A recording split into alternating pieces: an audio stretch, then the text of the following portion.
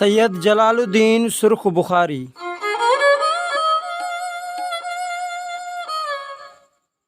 ही सैयद बुखारा मां निकिरी सैर सफ़र कंदो बखर में अची रहियो। सैयद बदरुद्दीन संदसि नसब ऐं शख़्सियत मां मुतासिर थी खेसि पंहिंजी न्याणी ज़हरा निकाह में ॾिनी। उहा बीबी साहिबा फ़ौत थी वई त ॿी न्याणी फ़ातिमा निकाह में ॾिनाईंसि।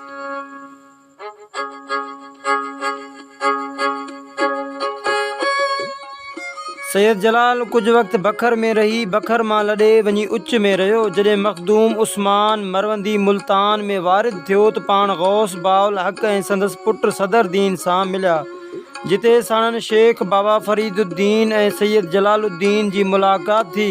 पाण दोस्त ऐं सुहबती थिया। आख़िर उमिरि ताईं कचहरियूं ऐं गॾिजाणियूं कंदा रहिया। तोहफ़तुल किराम में पिणु संदनि मुलाक़ातनि जी तस्दीक़ करे थो।